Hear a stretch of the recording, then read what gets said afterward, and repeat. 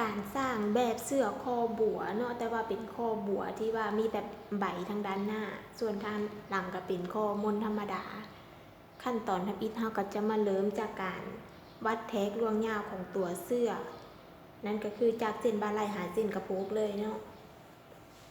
เราก็จะมาใส่เสื้อวัดแทกลงความยาวตามความต้องการของเราจากเส้นนี้เนาะอันนี้ประมาณ21 นิ้ว21 นิ้วความยาวหลังจากนั้นเราก็จะมาแทกเส้นบ่าไหล่เส้นบ่าไหล่ก็คือบ่าไหล่หาร2บ่าไหล่หาร2เนาะเราก็แทกไปหลังจากได้เส้นบ่าไหล่แล้วเราก็จะมาขีดลดบ่าไหล่ลงเนาะประมาณ3 เส้นลดบ่าไหล่ลงประมาณ3 เส้นแล้วเราก็จะมาขีดคอที่เป็นคอมาตรฐานก่อนเนาะก็คือเส้นตัวนี้ลงลึก3 นิ้วกว้าง3 นิ้วขีดเพื่อไว้เนาะอันนี้กว้าง3 นิ้วแล้วหลังจากนั้นเราบ่อยากให้มันจ้อมคอเราเกินไปแล้วคอเสื้อเราก็จะยับความกว้างของคอเสื้อออกอีกประมาณ1 เซนจากเส้นนี้เราขีดยับออกเนาะ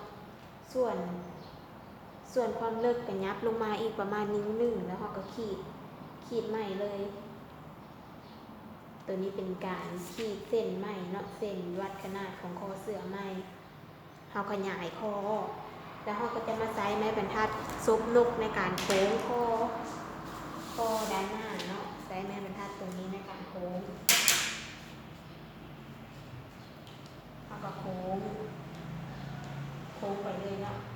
หลังจากเขาโค้งได้แทนข้อหน้าแล้วเนาะวันนี้เขาจะมาโค้งตัวที่ว่าใบข้อเสื้อเนาะจะเป็นข้อเสื้อโบเฉพาะทางด้านหน้าเขาก็สามารถโค้งได้ในแบบนั้นเลยกระไซแม่บรรทัดจุกลกคือเก่าเนาะในการโค้ง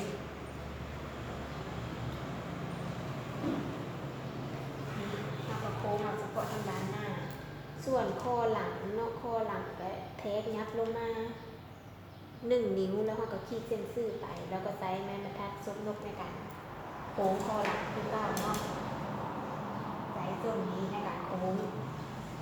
นี้เราก็จะได้แล้วทั้งแผ่นหน้าและแผ่นหลังเนาะสำหรับคอส่วนความกว้างของวงแขนเนาะตัวนี้ก็คือฮอบวงแขนหาร2เราได้เท่าใดเราก็หมายไว้เนาะขีดจากจุดนี้ลงมาหาร2แล้วเราก็ขีดเส้นเอิกออกไปเส้นเอิกก็คือฮอบเอิกหาร4บวกอีก2 เส้นเพื่อยิบเก็บเนาะตัวนี้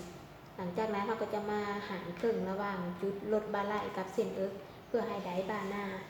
เส้นของบ่าหน้าแล้วเราก็ขีดเส้นบ่าหน้าออกไปบ่าหน้าก็คือความกว้างของบ่าหน้าหาร2แล้วเราก็ขีดเสื่อมต่อเนาะจุดของลดบ่าไหล่บ่าหน้าแล้วก็เอิกโดยใช้ไม้บรรทัดซบนกในการโค้ง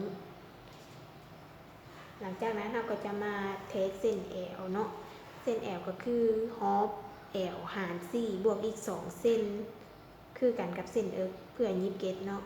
เส้นกระโปงคือกันฮอปกระโปงหาร4บวกอีก2 เส้นแล้วเราก็จะมาใส่ไม้บรรทัดซบนกในการปลายสายเสื้อขึ้นน้อยหนึ่งเนาะเพื่อบ่ให้มันเป็นแบบว่าซื่อเกินไปแล้วเราก็จะมาขีดเสื่อมต่อเส้นเอิกเส้นแอวแล้วก็เส้นกระโปงส่วนแขนตัวนี้จะเป็นแขนสั้นเนาะแขนสั้นก็คือเราก็เทคลงมาตามความกว้างที่ว่าตามความยาวของแขนเสื้อที่ว่าเรามักสั้นขนาดใดส่วนแขนเสื้อตัวนี้จะอยู่ที่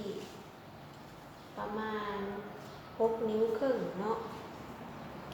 แล้วส่วนความเลิกจากจุดนี้หาเส้นของวงแขนนี่ก็คือเอาประมาณ5 นิ้วเลิกยับลงมา5 นิ้วเนาะเพราะว่าเราบ่ต้องการให้มันยกหลายแล้วก็ขีดเส้นวงแขนออกไปก็คือฮอปวงแขนหาร2เท่ากันกับจุดนี้หาจุดนี้เนาะเส้นตัวนี้แล้วก็ขีดเสื่อมต่อให้มันเป็น3 เหลี่ยมเนาะแล้วก็มาใส่ไม้บรรทัดซบนกในการโค้งวงแขนคือเก่าเราก็มาใช้ไม้บรรทัดซบนกในการโค้ง